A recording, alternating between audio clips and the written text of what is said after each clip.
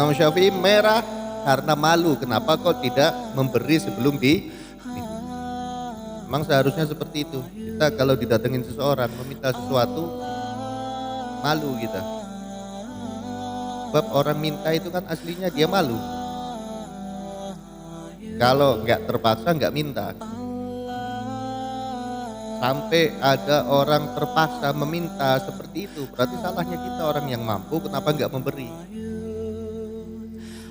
Bukan malah menyudutkan, menganggap dia yang salah, merendahkan dan lain sebagainya. Tidak. Hati-hati kalau ada orang minta, jangan sampai ditolak, atau jangan sampai ngomong yang nggak enak sama yang minta. Sebab bisa jadi itu wali yang lagi nyamar, atau bahkan bisa jadi Nabiullah Khidir alaihissalam yang nyamar berpura-pura seperti itu untuk menguji sampai di mana kebaikan kita, sampai di mana iman kita, sampai di mana ikhlas. Hati-hati.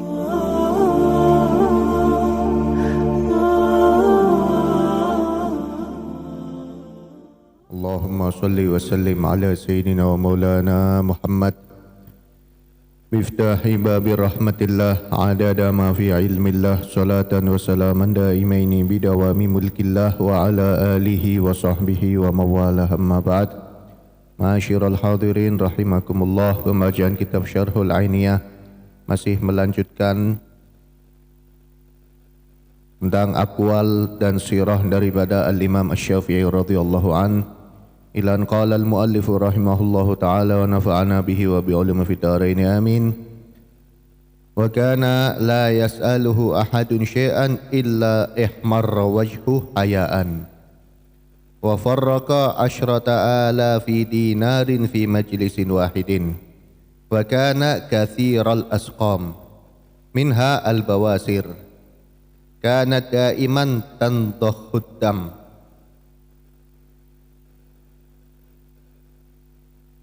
Wala yajlisu lil hadithi illa wattashtu tahtahu yakturud damu fihi.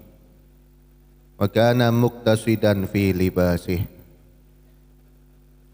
Wa kana la yas'aluhu ahadun syai'an illa ihmarra wajhuhu hayaan.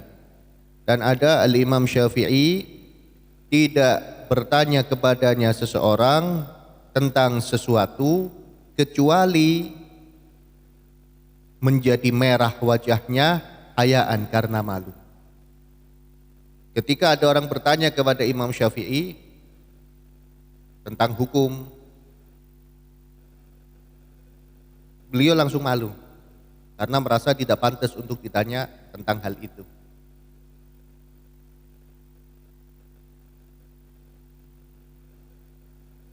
Atau bisa jadi di sini artinya tidak meminta seseorang kepadanya sesuatu, bukan tanya tapi meminta.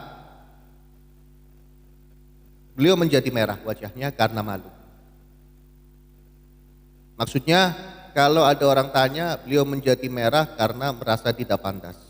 Kalau ada orang meminta sesuatu kepada beliau, meminta sesuatu, baik itu sedekah, uang dan lain sebagainya, beliau menjadi merah wajahnya karena merasa bersalah.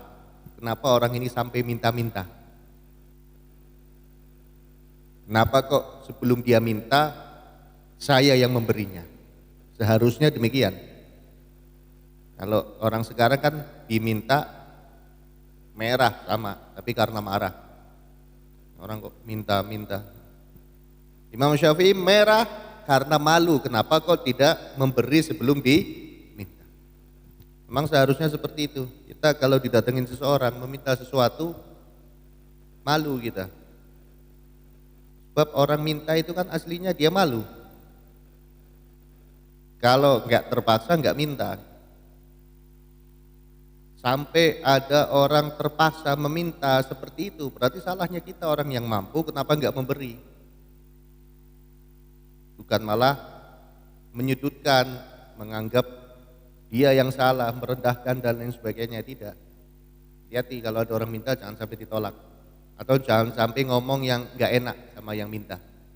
Sebab bisa jadi itu wali yang lagi nyamar, atau bahkan bisa jadi Nabiullah Khidir alaihissalam yang nyamar berpura-pura seperti itu untuk menguji sampai di mana kebaikan kita, Sampai di mana iman kita, sampai di mana ikhlas kita. Hati-hati. Diceritakan dalam kitab An-Nawadir kalau tidak salah, ada orang kaya. Suatu ketika di pagi hari dia sedang duduk bersama istrinya untuk menyantap sarapan. Baru mau menyantap roti, ada yang ngetok pintunya. Dibuka sama istrinya, ternyata pengemis, orang minta, sa'il, orang minta. Tak roti, saya lapar belum makan. Diusir sama orang kaya tadi, sana kamu. Bikin suasana kurang enak aja, sana pergi. Kayaknya diusir. Istrinya karena suami yang usir, dia pun nggak bisa berbuat apa-apa. Pergilah. Nggak lama kemudian si kaya tadi jatuh miskin dan akhirnya cerai dengan istrinya. Cerai setelah beberapa waktu, istrinya dinikah lagi oleh pria lain, orang kaya juga. Subhanallah, kejadian tadi terulang. Suatu hari di waktu pagi, suami istri tadi mau menyantap sarapan, ada orang ketok pintu minta roti karena belum makan. Nah, cuman suami yang kedua baik, nggak seperti suami yang pertama. Suami yang kedua mengatakan sama istrinya, kasih dia sampai kenyang. Ketika si istri mau ngasih roti, tiba-tiba istrinya balik lagi sambil lari dengan nangis. Ditanya sama suaminya, kenapa kamu nangis? Kenapa kamu lari seperti itu? Itu orang yang minta roti mantan suami saya dulu. Kata suami barunya, kamu tahu nggak siapa aku ini sebenarnya? Siapa kamu? Aku yang dulu diusir sama suami. Yang dulu diusir sama suaminya. Nah, ini kejadian di An-Nawadir ya, kitab An-Nawadir. Kita jangan karena kita lagi mampu kemudian kita sembarangan sama orang yang tidak mampu, atau kita ada tapi karena yang ada di otak dan hati kita kebutuhan yang lebih besar, akhirnya ada orang datang minta marah gitu. Berarti jiwa kita miskin kalau seperti itu. Lagi butuh banyak keperluan seperti ini, orang datang minta lagi. Padahal kalau kita mau menarik ke atas, yang mengarahkan dia kepada kita adalah Allah Subhanahu wa ta'ala. Sebenarnya kita syukur kalau ada orang minta, alhamdulillah, sedekah nggak usah nyari, sedekah nggak usah repot-repot keluar. Ini orangnya datang sendiri, kita tinggal ngasih. Dan kita ingat yang menggerakkan dia adalah Allah Subhanahu wa ta'ala. Dan nggak perlu diteliti. Bukan tugas kita neliti orang kaya apa bukan. Kayaknya di rumahnya punya TV, punya kulkas, rumahnya keramik juga itu. Bukan tugas kita, itu tugasnya intelijen itu.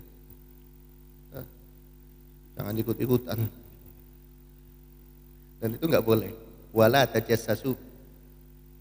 Tidak boleh mencari-cari kabar, mencari-cari keadaan. Kalau memang bukan tugas kita. Wa farraqa, iya ini lebih ke maknanya lebih ke diminta sesuatu, bukan ditanya sesuatu. Imam Syafi'i itu kalau diminta, ada orang minta sesuatu, beliau merah wajahnya karena malu sebab merasa bersalah kenapa orang ini sampai minta. Wa farraqa asyrata alafi dinarin fi majlisin wahidin. Dan beliau pernah membagikan uang sejumlah 10.000 dinar. 1.000 dinar aja itu udah satu keping uang dulu, satu bungkus yang isinya berarti 1.000 keping emas. 1.000 keping emas itu kalau 1.000 dinar. Apalagi ini 10.000 dinar. Dibagikan habis dalam satu majelis. Nah, ini orang kaya. Ini orang kaya yang dimaksud dalam hadis Nabi SAW. Laisal ghina an kathratil ardi walakinnal ghina ghinan an kathratil aradi wal mal walakinnal ghina ghinan nafs atau kama qala Rasul sallallahu alaihi wasallam. Bukanlah orang kaya itu orang yang banyak tanahnya, banyak hartanya, tapi orang kaya itu adalah yang jiwanya kaya.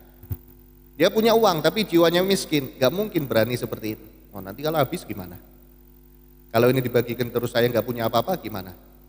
Kalau ini saya keluarkan terus kemudian ada kebutuhan, saya lagi gak megang uang gimana? Miskin ini.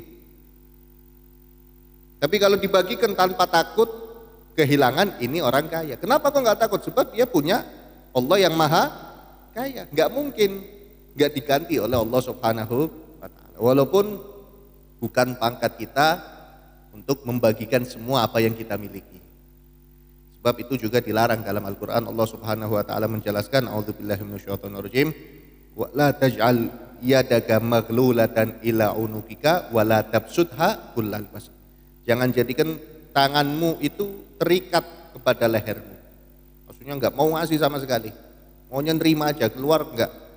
Gimana caranya? Yang ada itu jangan sampai keluar, masuk yang banyak. Wa la tabsutha kullal bast, dan jangan sampai dibuka semuanya, keluarkan semuanya. Itu bukan pangkat kita. Keluarkan semua sampai istrinya, sampai rumah istrinya marah-marah, bingung juga kita. Intinya jangan sampai kita enggak sedekah sama sekali. Yang salah itu seperti itu. Jangan sampai enggak sedekah sama sekali. Sebab kalau kita enggak mau sama sekali ngeluarkan, eman-eman sama sekali kita ngeluarkan, berarti kita termasuk orang yang pertama menjadikan tangan kita terikat ke leher, enggak mau keluar sama sekali. Ini jiwa miskin. Dan orang seperti ini biasanya enggak lama dia jadi orang kayanya. Ada sampai mati kaya, keturunannya melarat. Na'udzubillah. Kalau artian hartanya itu enggak bertahan lama, akhirnya giliran anak cucunya sudah habis. Kecuali anak cucunya memang bisa merubah pola hidupnya, merubah kebiasaannya menjadi orang baik, ya Allah beri rezeki. Bukan dosanya orang tua kemudian anak yang menjadi korban, enggak. Yang penting bisa merubah dan lain sebagainya, memperbaiki apa yang kurang, ya tetap akan diberi rezeki yang lebih dari Allah Subhanahu wa Ta'ala. Wa kana katsiral asqam, dan Imam Syafi'i itu penyakitnya banyak. Ulama itu rata-rata penyakitnya banyak. Sebab ulama yang mengamalkan ilmunya, dia menjadi orang yang dicintai oleh Allah Subhanahu wa Ta'ala. Dan dalam hadis Nabi sudah menjelaskan, idza ahabballahu 'abdan ibtalah. Apabila Allah mencintai seorang hamba, Allah akan mengujinya. Sampai di mana dia benar-benar cinta kepada Allah Subhanahu wa Ta'ala. Akan diberi ujian. Tujuannya untuk meningkatkan derajatnya terus. Seperti guru yang cinta sama santrinya itu dikhususkan biasanya. Dikhususkan bukan jadi bebas, dikhususkan malah pelajarannya ditambah. Wah, ini pinter ini anak. Saya suka ini, saya cinta ini. Misalkan gurunya mengatakan seperti itu. Biasanya dikasih tambahan pelajaran, dikasih ujian terus biar dia menjadi yang teristimewa dari yang lainnya. Begitu juga Allah Subhanahu wa Ta'ala. Minha al-bawasir, di antara penyakitnya itu adalah ambeien. Ambeien, kalau bahasa sekarangnya ambeien. Sebab kan ulama itu kebanyakan duduk, dan duduk itu menyebabkan ambeien. Jadi kalau ada yang kena ambeien nggak apa-apa, itu penyakitnya ulama. Penyakitnya ulama, penyakitnya santri, penyakitnya anak pondok, itu ambeien. Kanat daiman tantuhud dam, dan ambeiennya itu terus menerus mengeluarkan darah. Karena mungkin kemajuan kedokteran belum seperti sekarang. Atau mungkin memang beliau sengaja memelihara penyakit itu untuk mendapatkan cinta dari Allah Subhanahu wa Ta'ala. Tapi bukan memelihara dengan menggerutu di hatinya, enggak, memelihara penyakit dengan ridho. Ini pahalanya luar biasa. Kalau memelihara karena eman-eman duit untuk berobat, ya beda lagi. Kenapa kok nggak diobati? Eman-eman duitnya, mendingan saya kayak gini, sakit tapi ini. Lo kan berobat, duit yang penting utuh, nggak keluar. Ini nggak dapat nilai tambah dari Allah. Ini ikhlas dia, menikmati seperti yang terjadi pada Al-Habib Ja'far bin Syekhan yang pernah diceritakan Ustaz Taufik. Pernah ditanya kalau tidak salah sama ibundanya apa sama siapa gitu, apa sama bibinya, engkau ini orang diobati semuanya sembuh, minta air sembuh, penyakit macam-macam sembuh. Kok sendiri kan ada penyakit di gusi itu, kenapa enggak diobati? Kata Habib Ja'far, oh ini diambil penyakitnya. Ini saya bisa ambil, cuman ini nikmat dari Allah ditempelkan lagi.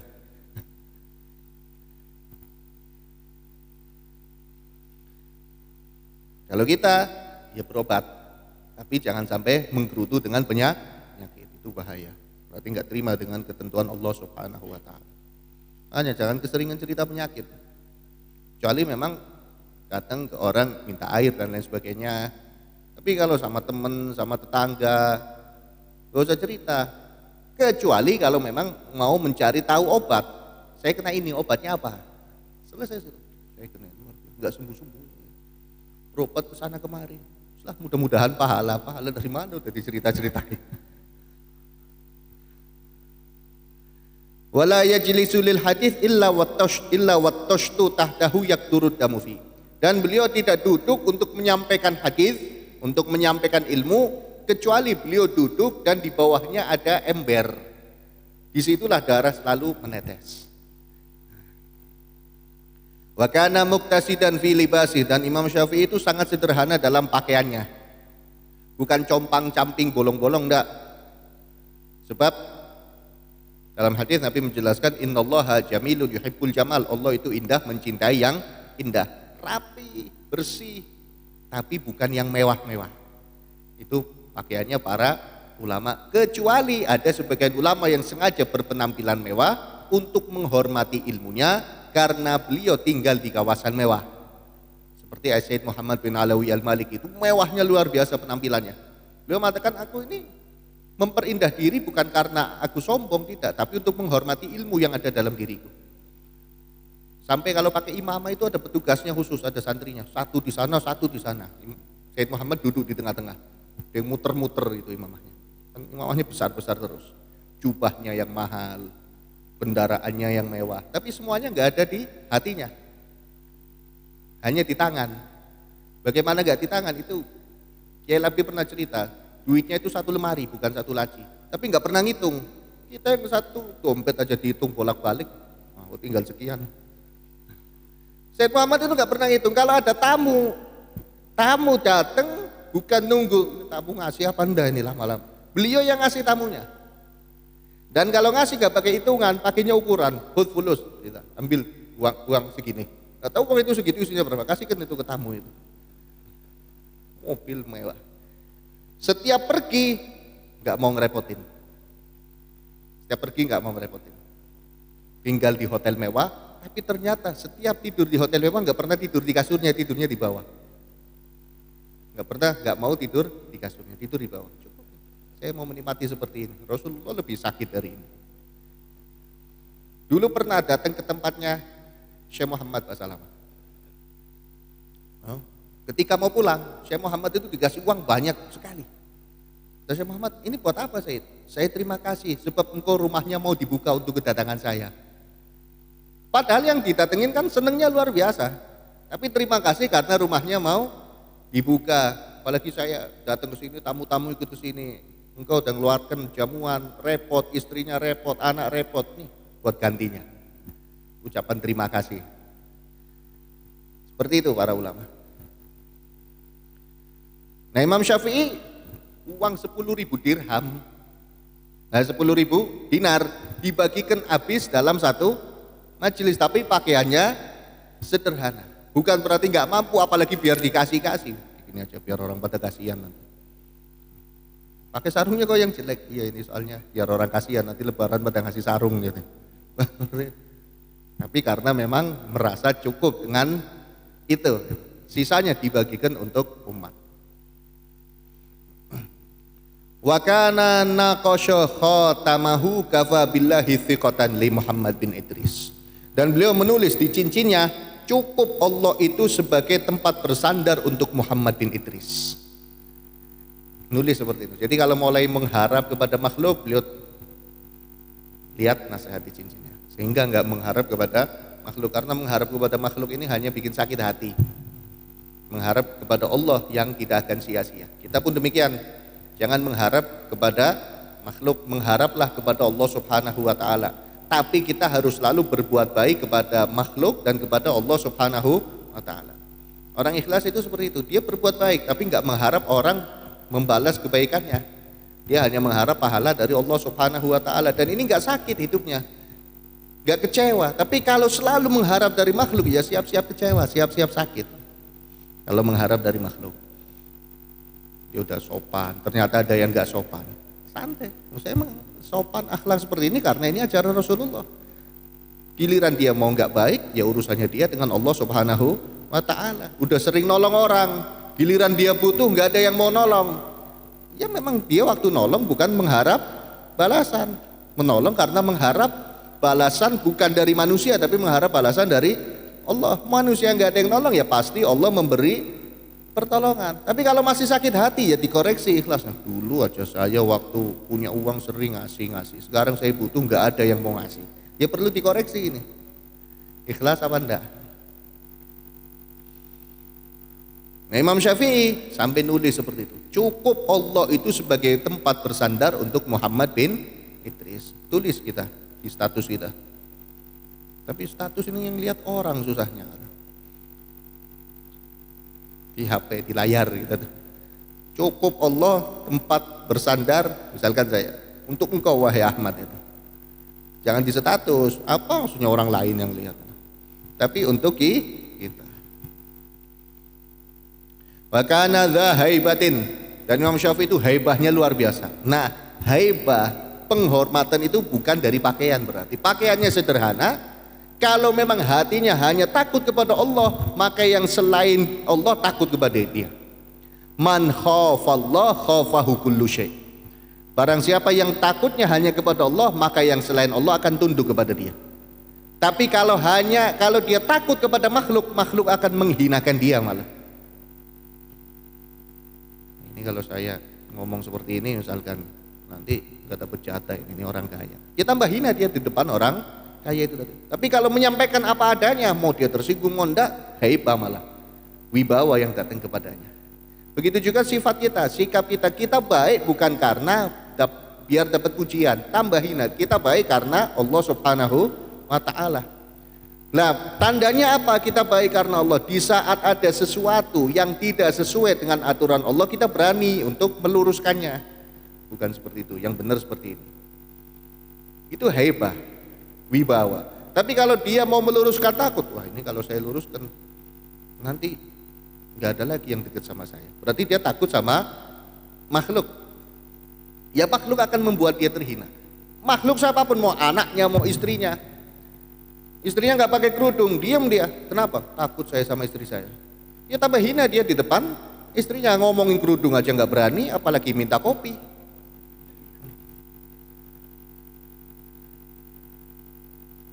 Anaknya nggak pakai kerudung dibiarkan. Kenapa kok anaknya? Nanti anak saya marah-marah sama saya takut. Ya tambah berani anaknya, bakal tambah kurang ajar. Anaknya nggak sholat dibiarkan. Kenapa? Ngamuk kalau dibangunin. Ya bakal tambah kurang ajar. Tapi kalau dia nggak ngurus, mau ngamuk, dia sampaikan dan dia kekeh dengan pendapatnya, takut itu orang. Wah, ini orang tegas juga ya. Akan mikir-mikir. Makanya kita harus punya prinsip itu. Bukan kaku, bukan saklek, enggak. Tapi punya prinsipnya kerudung wajib. Kamu istriku harus pakai kerudung. Oh enggak pakai kerudung, enggak boleh keluar. Tetap saya harus keluar, pulang kamu ke rumahmu sana. Itu suami yang memang benar-benar tegas. Bukan marah karena urusan pribadi, tapi karena urusan syariah. Sholat kamu wahai istriku, malas saya sholat. Awas kalau enggak sholat, saya enggak ngasih belanja. Tapi gimana mau enggak ngasih belanja, ATM-nya aja yang megang istrinya.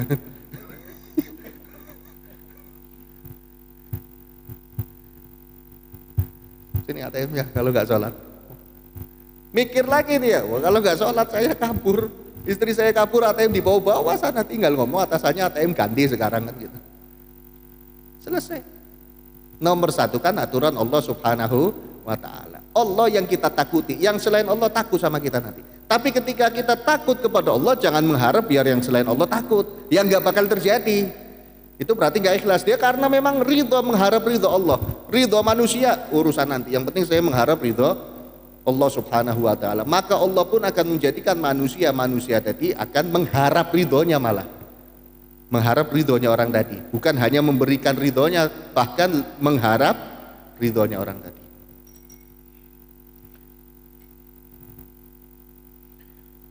Wa kana yaqul uhibbu likulli muslimin ayyukthira sholata ala Rasulillah sallallahu alaihi wasallam.